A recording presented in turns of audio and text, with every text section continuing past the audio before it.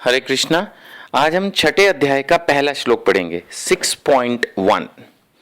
श्री भगवान वाच अनाश्रित करम फलम कार्यम कर्म करोति यः स सन्यासी च योगी च नैनि अग्नि न च अक्रिय।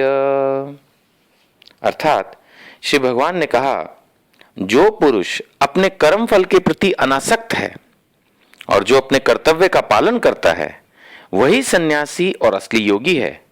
वह नहीं जो न तो अग्नि जलाता है और न कर्म करता है।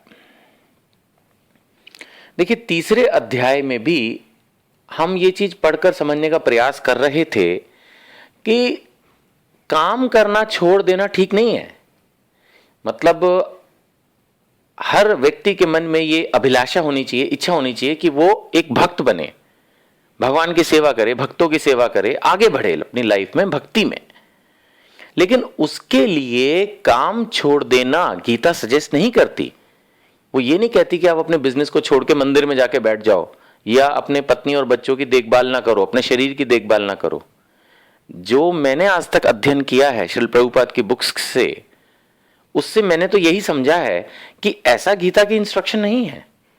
गीता की इंस्ट्रक्शन यही है कि हम अपने सारे कार्य करते रहें, लेकिन हमारा लक्ष्य इंद्रिय तृप्ति नहीं होना चाहिए। हमारा लक्ष्य यह नहीं होना चाहिए कि हम अमीर बन के ऐश करेंगे। हमारा लक्ष्य यह होना चाहिए कि हम सुख से रहेंगे, शांति से रहेंगे, समाज में इज्जत के साथ रहेंगे, पत्नी बच्चों की देखभाल करके रहेंगे, प्रोग्रेस करेंगे, खुद की, देश की, हर चीज की। लेकिन हमारा लक्ष्य है, जीवन का लक्ष्य भगवान की सेवा करना।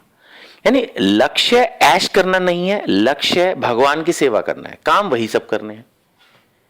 जैसे अगर सपोज मेरा लक्ष्य हो मर्डर करना ज्यादा से ज्यादा, आपको क्या अजीब बात है ये? हाँ, हो सकती है। सपोज मैं एक बहुत खूंखार व्यक्ति हूं और मेरा लक्ष्य है ज्यादा से ज्यादा मर्डर्स करना, तो भी हो सकता है कि मुझे परमवीर चक्र मिले। अब बोलोगे ये क्या बात? परमवीर चक्र ऐसे मिल सकते हैं कि मैं सेना में हूं और मुझे हमेशा जंग पे भेजा जाता है। वैसे आजकल वॉर्स होती नहीं है, बट मान के चलिए कि जैसे पहले जमाने में राजा लोग होते थे, वो कहीं ना कहीं लड़ते ही रहते थे। तो उस हिसाब से अगर देखें तो मेरा लक्ष्य, मैं सपोज एक सैनिक हूं और मेरा लक्ष्य है कि मैं जब भी जंग पे जाऊं तो ज्यादा से ज्यादा अपने दुश्मनों को मार गिराऊं। तो मर्डर करना भी एक रिवॉर्ड विनिंग एक्टिविटी हो सकती है। ज्यादा से ज्यादा लोगों को मार देना भी ऐसा हो सकता है कि जिसके लिए मुझे परमवीर चक्र मिले। तो कहने का मतलब यह है कि ऑब्जेक्ट क्या है, एक्टिविटी के साथ साथ एक्टिविटी का ऑब्जेक्ट भी देखना है। तो एक्टिविटी अगर यह है कि हमें प्रोग्रेस करनी है, एक्टिविटी अगर यह है कि मैं ज्यादा से ज्यादा पैसा कमाना, नो प्रॉब्लम। लेकिन ऑब्जेक्ट यह होना चाहिए कि हमें एक अच्छा भक्त बनना है, हमें एक अच्छा व्यक्ति बनना है, हमें भगवान की, उनके भक्तों की सेवा करनी है। ये हमारा ऑब्जेक्ट होना चाहिए।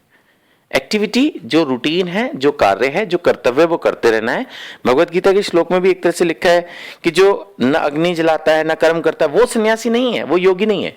योगी वह है जो कर्म के फल से जुड़ा नहीं है। मतलब हम ये सोच के काम नहीं कर रहे कि यार मैं इस काम को करूंगा तो इससे मुझे ये बेनिफिट हो जाएगा, इससे मेरी समाज में ये इज्जत बढ़ जाएगी और मतलब इतनी मुझे रिस्पेक्ट मिल जाएगी। वो सब थिंकिंग नहीं हमारी। तो कहने का मतलब यहां पर जो मैं चर्चा करना चाह रहा हूं वो ये है कि हमें अपने कर्म रूटीन में करते रहने चाहिए। जो हमारी ड्यूटीज हैं वो हमें करते रहना चाहिए। हाँ, इस बात का हमें ख्याल रखना चाहिए कि हमारी ड्यूटी क्या है, मतलब हमारे को क्या करना है, क्या नहीं करना, इस चीज में थोड़ा सा हमें कॉन्शियस रहना चाहिए। और ये हमें इंस्ट्रक्शन मिलती है साधु, शास्त्र और गुरु से। क्योंकि क्या करना है और क्या नहीं करना, हो सकता है कि हम कोई कार्य कर रहे हैं और हमें लग रहा हो कि ये बिल्कुल ठीक है, तो इस चीज को हो सके तो हमें गुरु, साधु और शास्त्र से चेक करते रहना चाहिए। बहुत सारे लोगों ने भी गुरु धारण नहीं किया होता, लेकिन साधु का संग तो कर सकते हैं। साधु का मतलब एक ऐसा व्यक्ति जो शास्त्रों के अनुसार जीवन बीता है। इसका मतलब ये नहीं कि कोई एक ऐसा व्यक्ति जो भगवा वस्त्र पहन के मंदिर में रहता है। वो तो साधु हैं ही, जिन्होंने अपना सब कुछ छोड़ के, त्याग करके मंदिरों में रहना शुरू किया है। अगर वो शास्त्रों के अनुसार जीवन व्यतीत कर रहे हैं तो डेफिनेटली वो तो साधु हैं ही। लेकिन अगर आपके आसपास कोई ऐसे व्यक्ति भी है जो शास्त्रों के अनुसार जीवन व्यतीत कर रहा है, तो आप उससे भी गाइडेंस ले सकते हैं।